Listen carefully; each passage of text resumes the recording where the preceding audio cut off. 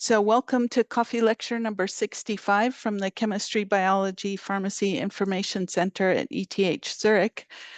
Today I'm going to be talking about Cytoscape. So what is Cytoscape? Cytoscape is an open source interactive tool for network visualization and analysis. It's been developed by a consortium down here of academic and nonprofit institutions, and this has been in service since 2002. The nice thing about Cytoscape is that it's backed by a really large user community. And I asked myself, is it getting obsolete? But in late 2023, they were getting 20,000 downloads per month, so it's still very active.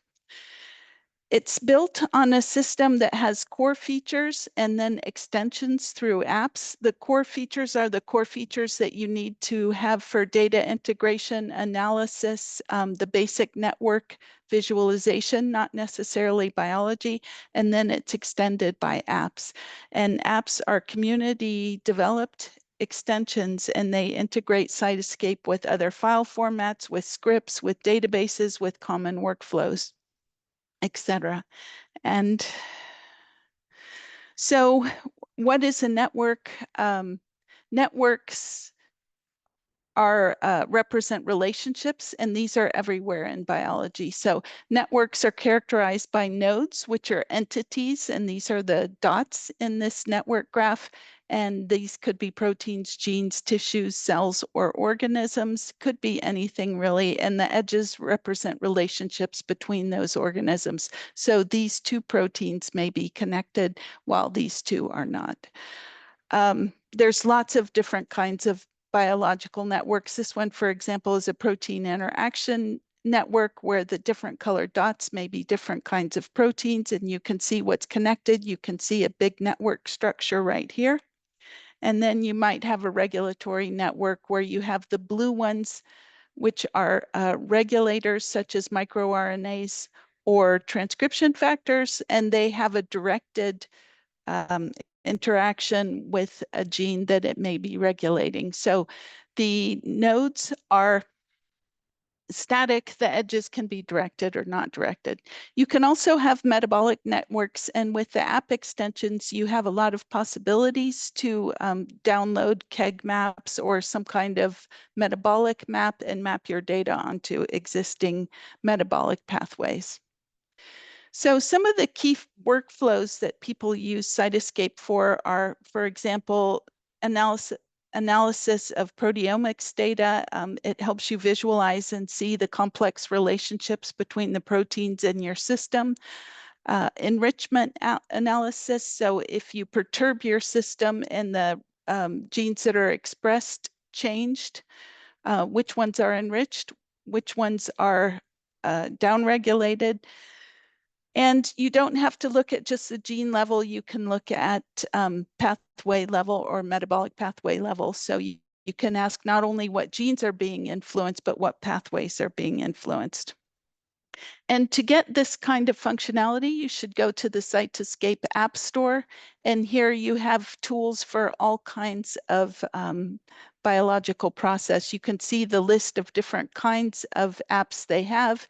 There's visualization, systems biology, pathway analysis, ontology analysis. So you can look at your gene ontology on top of the network, and expression analysis. And I'll show a couple of those here. This one's ClueGo, which had 338,000 downloads so far. So this one is well used. And here you can see I have a network, I have my proteins mapped, and then I can map the gene ontologies on top of it. And so the different colors are different biological processes, and you can see that you have a cluster of blue, a cluster of green, a cluster of teal, and you can also split the colors between it in this app. And another one is an integration into String. String is a database of known and predicted protein-protein interactions. So you can, I've downloaded the app, and then you can see over here, it shows up right in the network tab of the Cytoscape viewer, and I have access to things like PubMed queries. I can access string families. I can, it also has an integration into Stitch, which is a database of chemical protein interaction networks. So if you have a data flow, more than likely somebody has written an app already. And for my chemistry friends, here's one that displays chemical structures. So you can create networks based on chemical similarity and common substructure. Okay, if you want to get help, you can get help at manual.cytoscape.org. They have a lot of tutorials. What I'm going to show next is part of the basic data visualization tutorial. It's also the subject of Trey Sadler's Cytoscape Quick Start on YouTube. And so this is what the Cytoscape viewer looks like. You have a viewer. I can import data in a number of files. The types of network files are quite standardized, so you need a file with the right kind of information. I can import it right from the menu up there. I can display the network in many different patterns. The default is this blue boxes with gray lines. If you don't like these ones, you can customize it. Everything is customizable here. You can create a new visualization if you want and save it. Once I load the network, then you can see I have the nodes in blue and the connections. And I have data down here. I'm looking at the node table. So these are the nodes. These are yeast database entry accession numbers. And then you have edges here, which I don't have a picture of, but the edge data describes the connections between the nodes. So if I want to import expression data, and visualize that on my network. Just a reminder, expression data is, for example, if I'm a plant scientist and I treat my plants with drought and I want to see what genes are upregulated and what genes are downregulated under drought, this gives me some potential targets for doing breeding. I compare the expression of my drought plants to the control plants, and the result are expression values which are normally expressed as fold changes. So I can say under drought, this gene is threefold more expressed or less expressed than under controlled watering. And with each one of these values, I get a significance value. So I want to show that on my network here. And I have a lot of options on the style tab that you can see over here on the left. So the first thing I think I want to do is import the data. When I import the expression data, I get more columns here in the data table, and I can select which ones I want to view and which ones I don't want to view. So I unselect some of them, the significance value, and I see only the expression for these 3 genes. Now, if I go over here, I can start to change things that I want. For example, if I change the label, I can take any one of these columns. I have displayed right now as the default the yeast one. That's kind of cumbersome. I'll take the common name instead, and I can do that just by going to label and telling it which column I want to display. Then if I want to color the nodes by the expression value, I can go here to fill color, and I can tell it that I want to which one of these expression values I want to display. So I just go to column, I tell it which column, and then this is the default color mapping, but you can use any default color mapping you want. So here, deep red is highly expressed, deep blue is lowly expressed in the treatment compared to the control. And you can see now on my network, I have 3 highly expressed genes here. But the question is, are those significant? So I can change the shape of the node to reflect the significance value. And I can do that by going down on the Style tab to Shape. And here I can choose any number of shapes. I choose a square for a significant value and a circle for not. I choose the cutoff, which is going to be 0.05. So any p-value less than that will be displayed with a square. And I just have to do that. And then I have these displayed this way.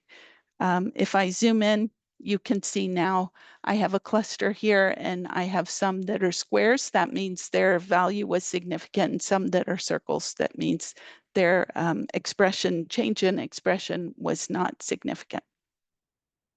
So that's how to display expression. I can also filter. So if I look at the edge information by going to the edge table down here, then this is the edge information that was uploaded with my regular, with the input file I had. And you can see here, we have some PP, that's protein, and you would have PD also in this file, which is protein DNA. I can go over here to filter and choose to filter edges. I can filter on any node or edge column that I want. And if it contains PP, I'm going to filter it out. And then you can see a lot of edges disappear. So actually the protein DNA interaction proteins are right here in these three clusters. So if I change the view, this is the default view. All the singletons jump to the bottom, and we have a network structure that's a lot more simple. I can zoom in on this, and you see these ones are connected by these three highly expressed ones are connected by these two. I can select those two and then find all of the first neighbors and create a substructure from that. And now I can save that and I have another structure. So all of what you're working on is kept over here. I can click back and forth and see all of it any other time.